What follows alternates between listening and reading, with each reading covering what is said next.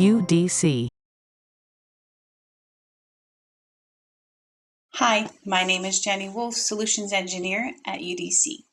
Today, I'll be walking through our leak survey compliance process and demonstrate how we leverage Enterprise GIS to support federal requirements. So why do we do leak surveys? Pipeline safety is governed by the Pipeline and Hazardous Materials Safety Administration, or PHMSA, and there are three key drivers that determine the distribution leak survey requirements. The first are business districts. These are areas with buildings intended for public assembly, commercial activity, or high density occupancy. They require leak surveys of distribution mains and services at least once a year. They're the highest priority due to public safety exposure. Next, we have outside business districts. So these are your residential and your rural distribution areas. Survey intervals are based on leak history, corrosion conditions, and pipe material, and distribution mains and services for these are surveyed within a 5-year window. Finally, we have cathodically unprotected, where we have bare steel, cast iron, or wrought iron distribution mains without cathodic protection systems.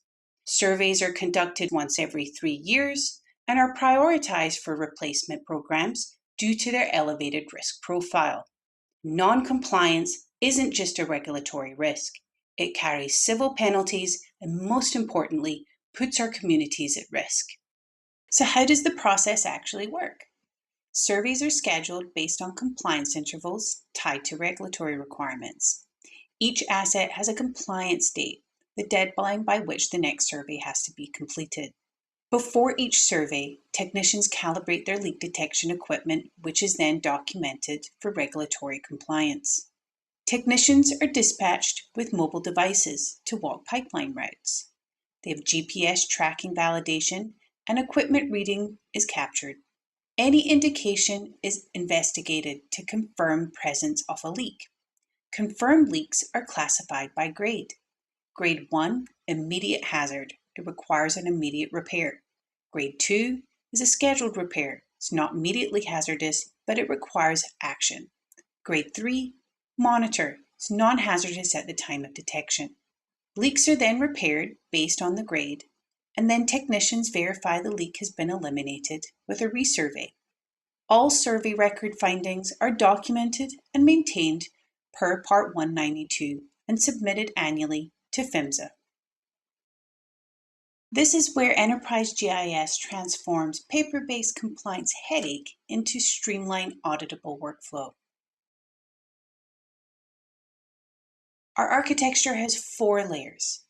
First layer, geodatabase and data management. A centralized utility network model, or a data model containing all the mains, the services, the facility data and leak history, survey work orders linked to pipeline assets and compliant dates and intervals, is a single source of truth accessible across your entire organization. It uses version editing and data quality controls. The second layer is the spatial analysis and automation. You can create automated compliance date calculations, you can schedule tasks to flag upcoming and past due surveys, and you can even create route optimization for survey crew dispatch, all ran on schedule or on demand. Our third layer is the web applications and dashboards. This allows for true real-time visibility. So you could have automated alerts for those approaching past due surveys. You can create an executive dashboard for audit readiness and resource planning, and even have a self-service reporting for those regulatory submissions. That final layer is the field and mobile solutions. Today, I'm going to be demonstrating ArcGIS field maps.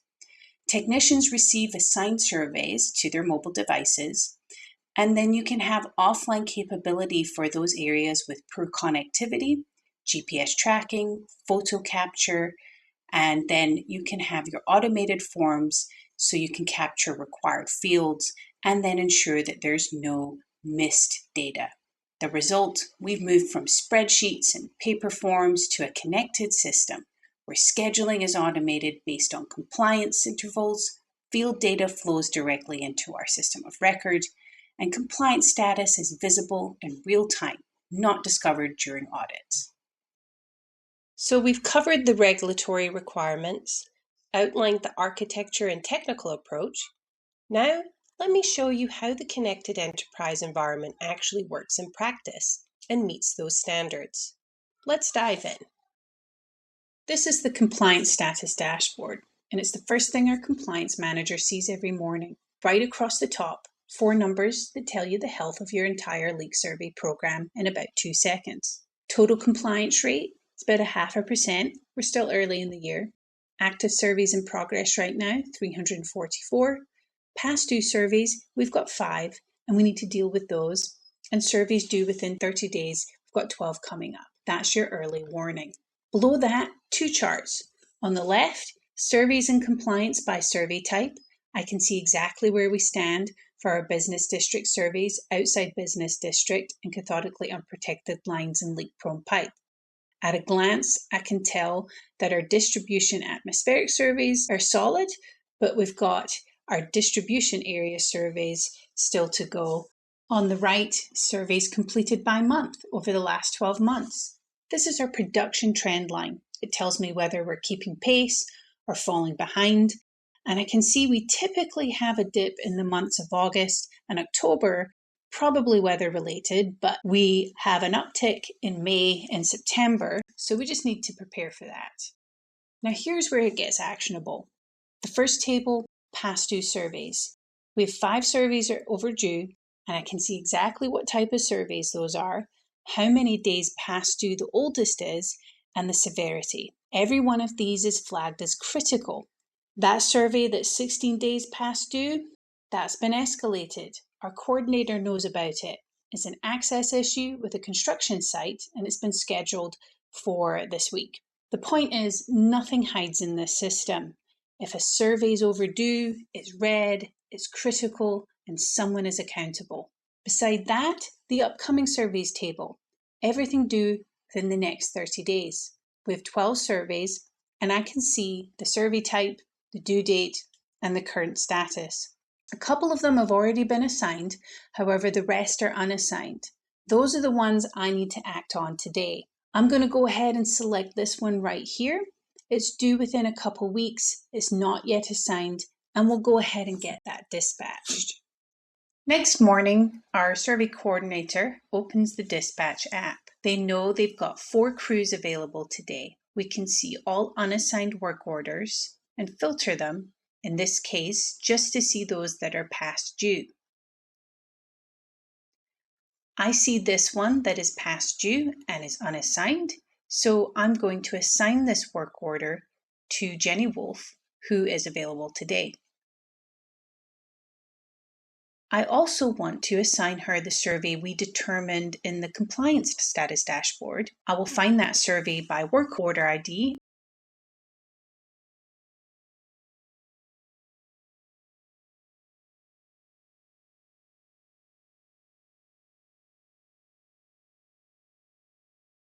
and also assign that.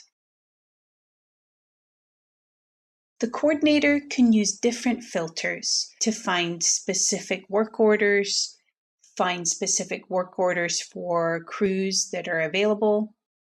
They can bulk assign, as well as create new work orders through this dispatch app. Once dispatched, the work orders push directly to the crew's tablets running ArcGIS field maps. Each technician gets their assigned work orders and a preloaded map showing the pipeline assets and leak history. Now we're in the field as a leak survey technician. We're walking in a defined location with my FID and my tablet running field maps. I see my assigned work orders in my map. I can further filter by past due and locate it in the field. I start the survey, which will timestamp the start time. I can add a description and any additional information.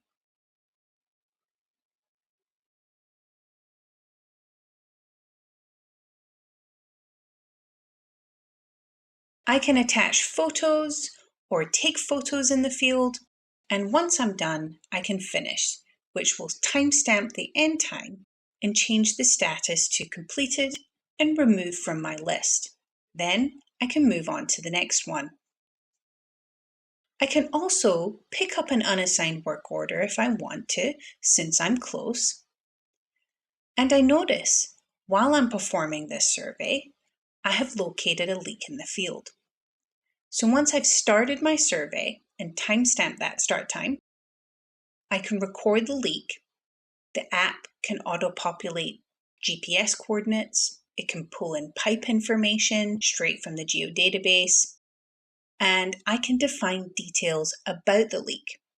If I want to, I can snap a photo and add any additional information. And here's the key point. The moment I hit submit, the leak record exists everywhere, and the work orders are updated immediately, unless you're offline, in which it will update once you're connected again. We come back to our compliance dashboard and immediately see the past due surveys is down to 4 and the upcoming surveys is down to 11, and it is no longer listed in the table below. All in real time. The compliance dashboard updates, the dispatch app sees it, no one had to re-enter anything, no one had to email a form, it just flows. Fast forward, PHMSA sends an audit notice. Our Regulatory Affairs Manager opens up the audit dashboard. Instantly, every survey conducted, every status, every past due survey, all of it, right here. He selects the filter by status to see which areas are completed, in progress, assigned, and still unassigned by survey type, by due date, or even crew member. A gauge tracks the uncompleted within a time frame. All of this tied to the map for spatial awareness. This is what defensible compliance looks like. Not a filing cabinet full of paper, not a spreadsheet someone has to reconcile. A connected spatial real-time system where every record traces back to a GPS coordinate and timestamp.